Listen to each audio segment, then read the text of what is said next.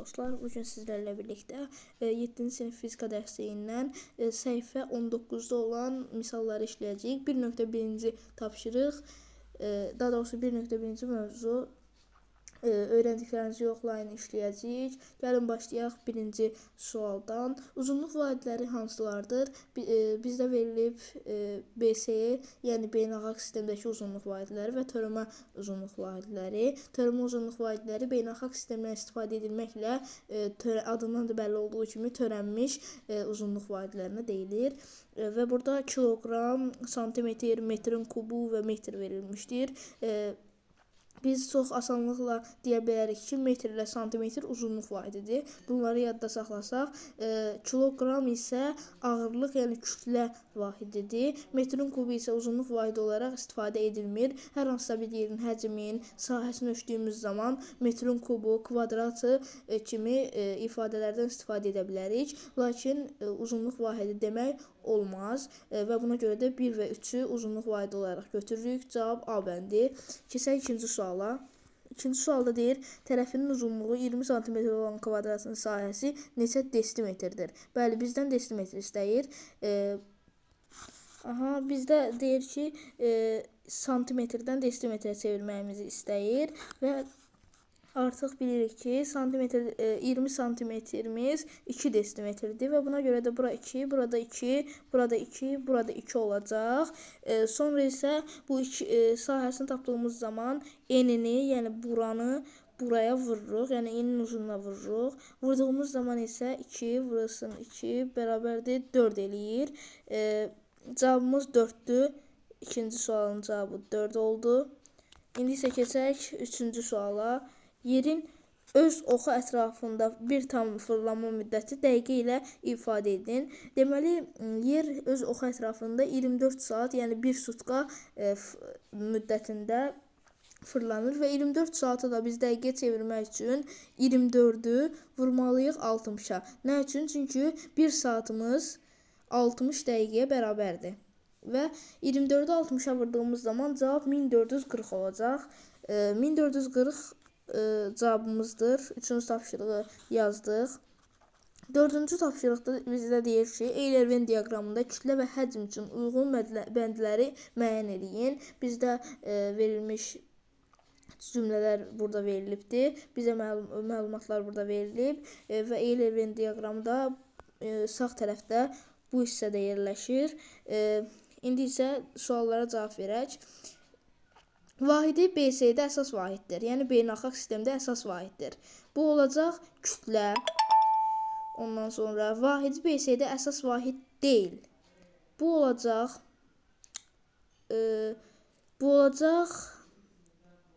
hər ikisi, kütlə və həcm. Ondan sonra fiziki kəmiyyətdir. Bu olacaq bu olacaq həcm. Vahidi kiloqramdır. Bu olacaq kütlə. Vahidi metr kubudur. Bu olacaq hər ikisi, yəni ortada olan Eyler-Venn diaqramının ortasında yerləşən yerə yazacağıq və vahidi hissələri ilə ifadə oluna bilər. Bu isə həcmlə bağlıdır. Gəlin, indi mən sizə bunu açıq aydın bir dəftərə yazmışam, onu göstərəcəyəm. Keçək həmin yerə. Deməli, burada birinci tapşırığın cavabı A-dır yazmışam. İkinci tapşırıqda beləncik yaza bilərsiniz. Üçüncü tapşırığı da bu şəkildə yaza bilərsiniz. Dördüncü tapşırıqda dediyim kimi D bəndidir. 1 ilə 4 sol tərəfdə, 3 ilə 6 ortada, 2 ilə 5 isə sağ tərəfdə olacaq. Və keçək digər öyrəndiklərinizi tətbiq edinin izahına. Keçək bir dəqiqə. PDF olduğuna görə biraz çətinlik çəkə bilərik, üzrü sayın və indi isə keçirik həmin öyrəndikləri tətbiq edinə. Bəli. Deyir ki, xəttkeşdən istifadə etməklə kitabınızın həcmini hesablayın və metr kubu ilə ifadə edin. Deməli, xəttkeşlə mən ölçmüşəm, sizə indi deyəcəm. Eni 22 cm, uzunluğu 27.5 cm, qalınlığı 0.5 cm-dir. Və bizə deyir ki, qalınlığın, uzunluğu və enini dedim. Biz həcmi tapdığımız zaman hansı düsturdan ifadə edirik? İndi onu sizə göstərirəm. Aha, baxın bu düsturdan istifadə edirik. Baxın bu düsturdan istifadə edirik. V bərabərdir A vurulsun B vurulsun C. Bu düsturdan istifadə edirik və bizdən nə ilə istəyir?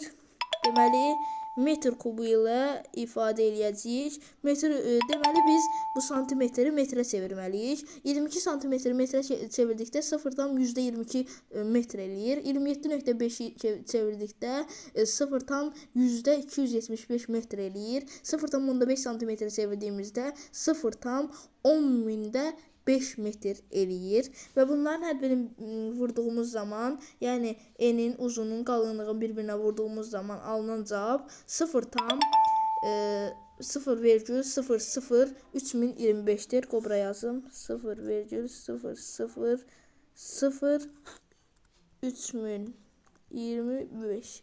Yəni bunun davamı buradır. Deməli, cavab belədir. İstəsəz bir də yaza bilərəm. Rahatçılıq olsun deyə yazıb gəlirəm. Aha, bəli, 0,22-ni, 0,275-i və 0,005-i bir-birinə vururuq. Baxın, bu şəkildə vurduğumuz zaman alınan cavabı indi burada yazacağım. Bir dəqiqə, indi yazacağım. Aha, cavab budur, yaza bilərsiniz. İndi isə silirəm. Bəli, indi isə keçirik ikinciyə. Bizdən nə deyir? Bir dəqiqə, qoy bunları silim. Bizə deyir ki, əsas vahidlərlə ifadə edin. 3,6 kilometr bölünsün saat. Bunu əsas vahidlə ifadə eləmək üçün biz nə edirik? Təbii ki də 3,6-nı 1 kilometr neçə metrdir?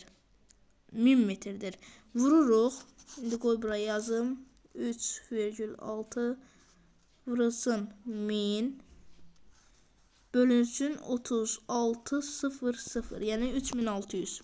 Sıfırlar ixtisar gedir. Alınan cavab isə 0,1. Yəni 0,1 metr bölünsün saniyə. İndi qoy bir dəqiqə bura çatdırım. Aha. İndi bunu yazarsınız. Hələlik sağollaşaq demək istəyərdim, amma bir dənə də çalışma var. O yadımdan çıxmışdı. Üzürlü sayın. Bəli. İndi bu tapşırıqda deyir ki,